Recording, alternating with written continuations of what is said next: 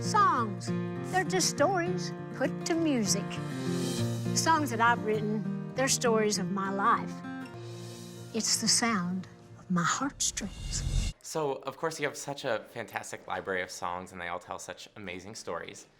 J.J. Sneed, a favorite of mine. But I wondered, what was the process of deciding what would become an episode of Heartstrings? Well, we tried to be versatile. We was trying to think what we'd do. You spoke of J.J. Sneed. I've always loved Westerns.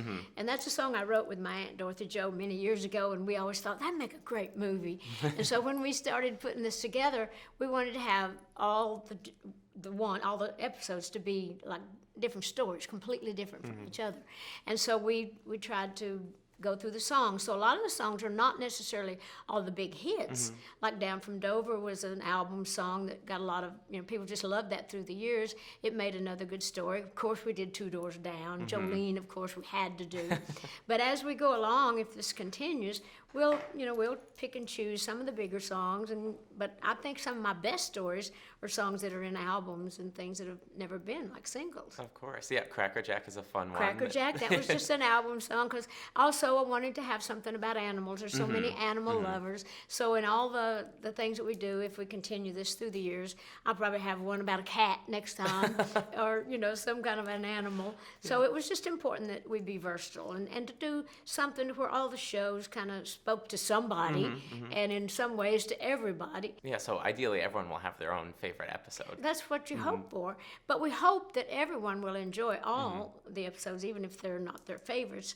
I think they'll find something to enjoy with all these wonderful artists, all these wonderful stories, because all the shows we had, different directors, different writers, and all the different artists, great actors and actresses that we were fortunate enough to have. Two doors down, they're laughing and drinking and having a party. Two doors. Y'all sure are a fine-looking bunch, I'll tell you that. You're an outlaw. Some say. What do you say? Stick 'em up. Is there one song that, hopefully there are more down the road, is there one that you really, really want to dive into for an episode? Oh, there's so many many. of them. We'll have to do I Will Always Love You at some point, and we'll have to, I have so many stories, that we'll do, and we'll pick and choose. We can go back and even do songs like Here You Come Again. We can go back and do songs like some of the bigger hits, but we just wanted to pick for this first series things that really covered everything to where people would, get a kick out of it, but also be entertained.